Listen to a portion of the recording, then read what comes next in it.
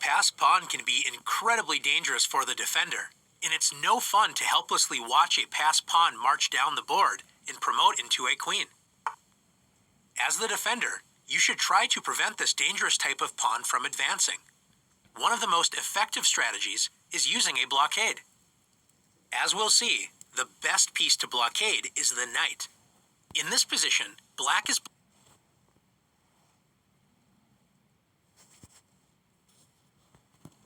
Some pawn structures can be your best friend or your worst nightmare. Two of the most typical pawn structures you should learn how to both play with and against are isolated and hanging pawn structures. In this endgame, white has an isolated pawn on d4. An isolated pawn is a pawn that is disconnected from the rest of the pawn structure and cannot be protected by another pawn. Isolated pawns can only be protected by pieces, so this makes it a serious weakness in the endgame. Notice that all of white's major pieces are passively defending the isolated pawn, while black's major pieces enjoy more space and put serious pressure on white's d4 pawn. Black is already threatening e5, not a position white wants to defend. Let's take a look at an isolated pawn position in the middle game. White has an isolated pawn on d4.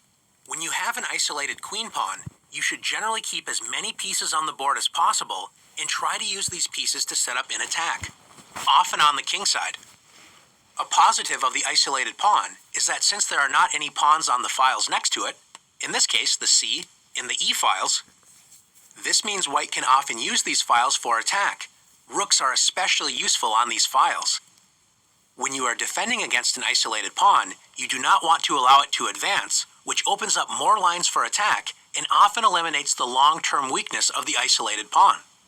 The best way to do this is by blocking the square directly in front of the pawn, in this case, the d5 square. Black is threatening knight b4 to d5 when black blockades white's isolated pawn. The defender will look to trade pieces and work toward an endgame like the one we looked at a moment ago. With white to play, white plays the important a3, preventing black from playing knight b4.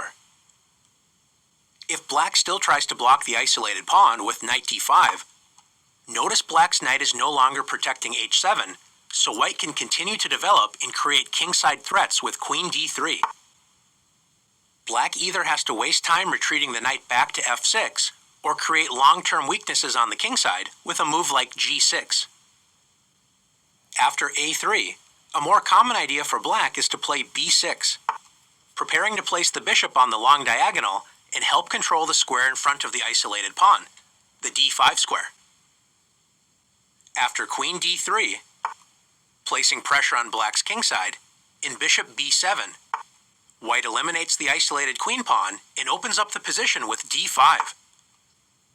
It looks like white is simply losing a pawn after e takes d5, but this opens up the e file for white's rook, placing pressure on black's bishop on e7. After bishop g5, white is threatening bishop takes f6 and checkmate on h7, so black is forced to make the weakening move g6. Now that the knight is only protected by the bishop, white takes advantage of the weak dark squares with rook takes e7. The only way to protect the f6 knight is to play queen takes e7. And now white has the crushing knight takes d5, attacking the queen and pin knight on f6. White will play knight takes f6 check on the next turn with a crushing attack. The next structure we'll look at is hanging pawns. Hanging pawns are two pawns on connecting files that are isolated from all other pawns. Hanging pawns are similar to isolated pawns. They can often be targets of attack, especially in endgames, but they also can be powerful pawns that can advance, sometimes creating a powerful pass pawn or helping create attacking chances. In this position, white has hanging pawns on c4 and d4. White uses the hanging pawns to create a powerful attack, starting with d5. The d5 pawn attacks the knight on c6 and the pawn on e6. This move also opens up the dark squared bishop on the long diagonal, pointing directly at black's king. If black captures the d5 pawn with e takes d5, The e-file has been opened, and black is in serious trouble when white's other hanging pawn, now an isolated pawn, recaptures with c takes d5.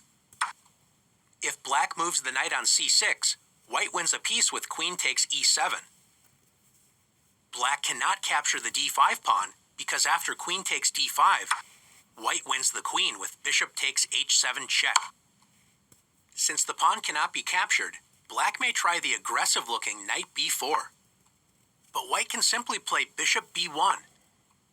White is threatening to trap black's knight after a3, and white is also prepared to play d takes e6, discovering an attack on black's queen. Black's position is going to collapse. This leaves us with the knight retreat, knight b8. Black's defenses are overwhelmed after queen e4, threatening checkmate, and after g6, white's queen swings over to the dark squares with queen d4, once again threatening checkmate. After f6, white crashes through with rook takes e6. As you can see, a well-developed army can be a very dangerous force with hanging pawns leading the charge. Hanging pawns can also be a weakness, especially since hanging pawns require pieces to protect them. In this position, white's hanging pawns are under pressure. Black is threatening to win a pawn with knight takes d4. After bishop e3, white adds more protection to one of the hanging pawns, d4. Now black is able to put pressure on the other hanging pawn with knight a5. Black's knight attacks white's queen, and with the rook on c8, the c4 pawn is under serious pressure. Black's light-squared bishop is now attacking a key defender of the d4 pawn, the knight on f3.